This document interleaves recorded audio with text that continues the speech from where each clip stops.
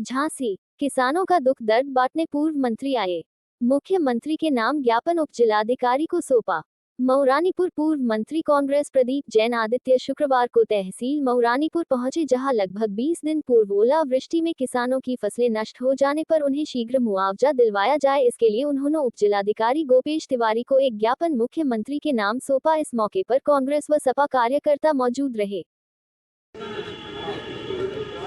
नेताजी, आज आप लोग एकत्र हुए हैं, किन समस्याओं को लेकर के आज आप लोग एकत्र हुए हैं? देखिए, आज जो विगत 2 मार्च को जनपद झांसी तहसील क्षेत्र मऊरानीपुर में भयंकर ओलावृष्टि और भयंकर बारिश हुई थी, तो उसके चलते किसानों के सैकड़ों गांव में रबी फसल नष्ट हो गई, जिसमें चना, मटर, राई, गेहूं, मसूर की फसलें बर्बाद हुई हैं और कहीं ना कहीं इस बर्बादी से किसान की कमर टूट गई, किसान सदमे में है।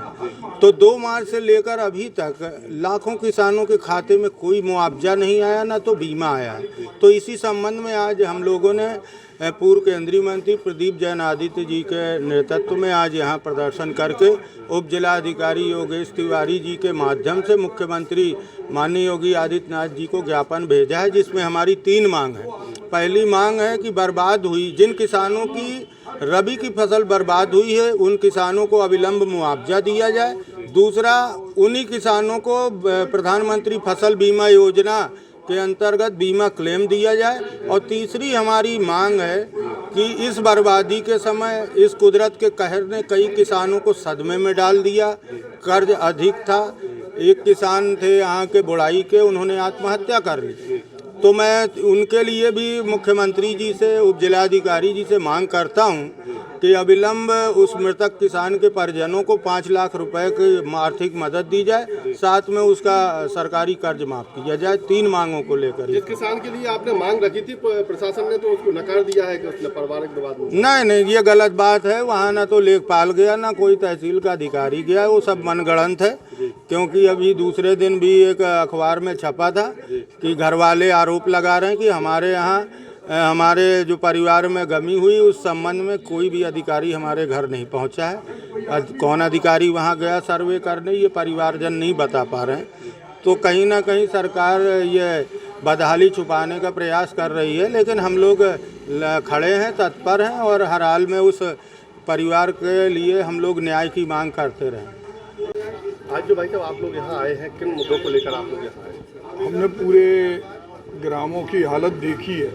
हर गांव के अंदर, चाहे पंचमपुरा हो, चुरारा हो, किसनी हो, कनौरा हो, निनौरा हो, अर्जार हो, कहीं भी किसान की फसल बची नहीं। लोग, किसान आत्महत्या कर रहे हैं, पलायन कर रहे हैं। ऐसे में हम लोगों ने सरकार से कहा है, उन्होंने कहा था कि हम 24 घंटे के अंदर खातों में पैसा डालेंगे। वो कोई खैरात या भीख नहीं है, किसान का हक है। जो सरकार को लगान देते हैं किसान, फसल बीमा का पैसा देते हैं, वो उन्हें मिलना चाहिए। तो हमने आज उन्हें चेताया कि किसान, कितने किसानों की मौत चाहती है सरकार? अगर नहीं चाहती तो उनके खातों में पैसे डालें और उनको फसल बीमा का भी पैसा तत्काल दिलवाएं। 2024 का चुनाव है, इस चुनाव पर लेके ऐसे कौन से काम हैं जो 5 साल में अभी नहीं हुए हैं? देखिए, कोई भी काम नहीं हुआ। अगर हम देखें, हर घर के अंदर एक बेरोजगार नौजवान बैठा है। ऐसा कोई बेटा नहीं है, यहाँ तक कि माँ की कोख से जन्म लेने वाला बच्चा भी 75,000 रुपए के कर्जे में है। सब कर्जे में डूबे हैं। हर दिन पलायन हो रहा, हताशा है, आत्महत्या की कगार पर नौजवान जा रहे हैं। 50,000 पुलिस के कांस्टेबल की नौकरी के लिए 65 लाख नौजवानों ने फार्म भरे। उसमें MA, M.Com, PhD, LLM, M pharma, MBA थे।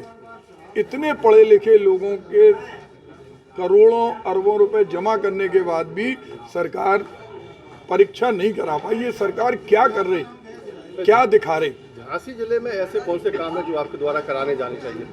देखिए, हमारा ये प्रयास रहता है, हम जब भी हमें 2 बार विधानसभा और लोकसभा पहुंचने का, कि जनता का पद जनता के बीच में रहे। हमें दिल्ली लखनऊ से ज़्यादा यहाँ लोकल में हम उनके बीच में रहें, बुजुर्गों के चरणों में रहें, हम हर सुख दुख में उनके साथ खड़े हों। और जहाँ योजना लाने की बात है, हम जब विधायक थे, विपक्ष में थे, प्रदेश में दूसरी सरकार थी, लेकिन हम योजनाएं लाए, सैकड़ों करोड़ की हमने काम किया। हम सरकार में थे जब केंद्र में, तब हमने जनता के आशीर्वाद से जो वोट मिला उसका सम्मान रखा। आज आज़ाद हिंदुस्तान की सबसे पहली सेंट्रल एग्रीकल्चर यूनिवर्सिटी उसी वोट की ताकत है। तो हम लोगों के मन में ये है कि हम जो भी करेंगे हमारा जीवन पूरा बुंदेली क्षेत्र के लिए समर्पित रहेगा। हम एक साधारण से परिवार में जन्मे, हमारे पास न जाति बल था, न धन बल था, न बाहुबल था, जो कुछ था जनता का बल था। उस जनता के बल के सम्मान को हम कहीं चुकने नहीं देंगे।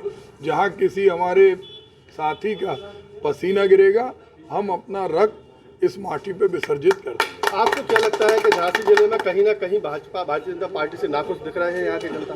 देखिए, जनता चुनाव लड़ रही है। हर जगह भारतीय जनता पार्टी होने के बाद भी जो झांसी की स्थिति है वो किसी से छुपी नहीं। क्यों नौजवान आत्महत्या कर रहा है? क्यों 33% लोग यहाँ से पलायन कर रहे हैं, घरों में ताले लगे हैं? क्यों हर आदमी परेशान है? एक भी आदमी के चेहरे पे खुशहाली नहीं है। केवल 5 किलो आटा और चावल में किसी का जीवन नहीं कट सकता, कर्जे से जीवन नहीं कट सकता। गठबंधन से कितना फर्क पड़ेगा इसमें? देखिए, गठबंधन नेतृत्व का भी और जनता का भी है, सारे लोग जुड़े हुए हैं और लोग चाहते हैं कि उनकी झोली में ही सांसद का पद रहे, ताकि वो पद जनता की सेवा के लिए हो, ना कि कहीं जाके कैद हो जाए। एनडीए को कितना मात दे पाएंगे आप? हम समझते हैं कि जनता जहाँ खड़ी होती है वहाँ कोई दूसरा जीतने की ताकत नहीं रखता। ये जनता चुनाव लड़ रही है।